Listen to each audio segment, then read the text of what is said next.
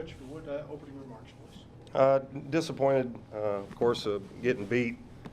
I thought we played very well for 17, 16 minutes of the first half after a little bit of a sluggish start.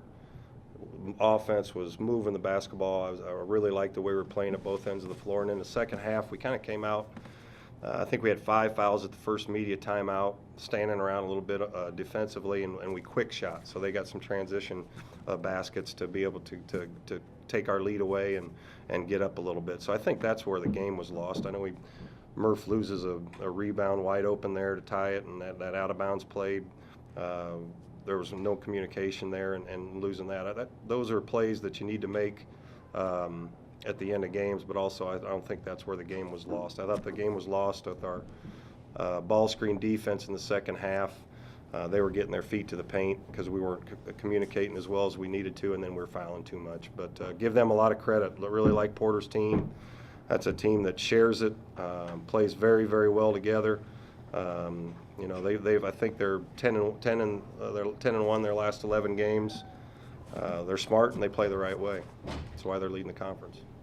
Questions? What did Loyola recognize in terms of the ball screen defense that they took advantage of? Well, what happened? When we got in foul trouble, they just started driving us, you know, so they could get to the free throw line. Did a good job of it, you know, and for the most part we're okay. But on your ball screen, it's the communication. Two different guys.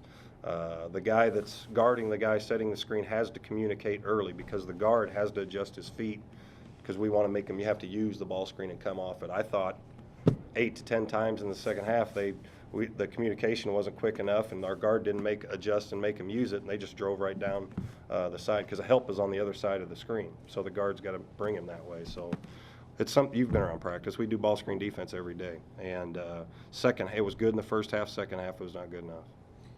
In the final 2 minutes, some of the shots were decent. They just didn't fall. You know, what did you think of the offensive execution in the last, you know, when the game came down to the wire? Well, you know, if Murph gets that put back with the dunk and we don't turn it over off the out of bounds play, it wasn't as good as it was the last 15 minutes of the first half. I thought Brenton over dribbled a little bit, and I thought we quick shot to start the second half. But we were trying to get to the bonus. You know, we're penetrating and get it in there. We mishandled some balls, so the offense wasn't pretty for sure. But I think if you make some of those simple plays that we had the opportunity to, it looked a lot better, and we'd have had a chance to win the game tie game with the ball in our hands. I know you can't comment on officials' calls, but at about 3 minutes left, there was a possession call that didn't go your way. The official on your side of the floor said it went off Jordan. Can you ask for a replay on that? What's the protocol?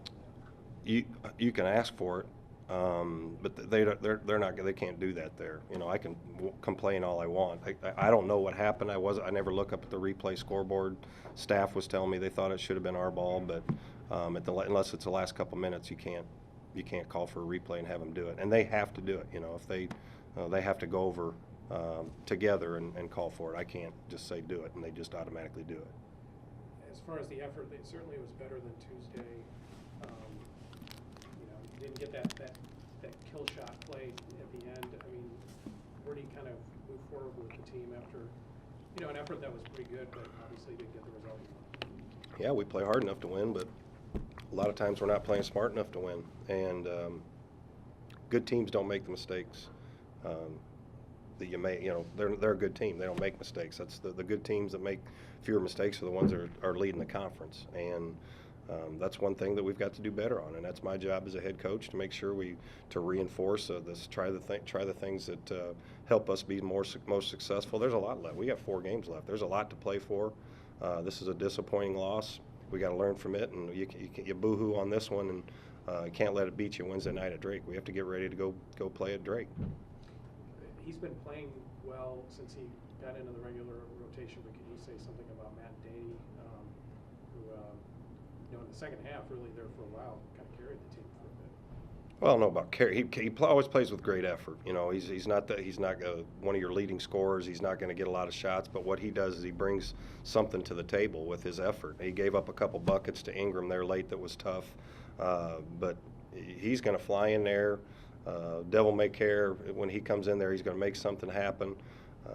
He's going to give absolutely everything he can. That's why he's getting minutes. It's why he's going to play some ahead of those guys that are scholarship guys. You know, he goes in there and empties his tank and competes at a high level. Do you feel like you're saying the same things to these Yeah. guys every week? Yeah. Well, it's not the same thing all the time, but a lot of times it's it's stuff that gets you beat. That's why we're where we're at. You know, it's if you want to be a better team, you make fewer mistakes, you execute. Brett had the scout; those guys all have them already. The game plan, the things that you talk about. Then you come and you look in afterwards, and that's something that helped you get beat. And those are the things we have to take away at the end of our scouting report every day. It says play harder and play smarter than them. And we don't play smarter a lot of times, and that's tough. It's difficult to do. You know, when you work on ball screen defense every day in practice, and that's kind of what got you beat in the second half today. But we found different ways. It hasn't just been that. We found different ways throughout the season with some things that we can control, whether it be a block out or whether it be a communication on a ball screen defense. So that's what makes it tough. How do you teach it? How do you teach getting smarter and playing smarter? Repetition. I mean, that's really all you can do. You know, you only get so many hours into practice, but the things that I wouldn't think our staff's a bunch of dummies. You know, we're working on the thing. We do ball screen just for example, we do ball screen defense every day in practice.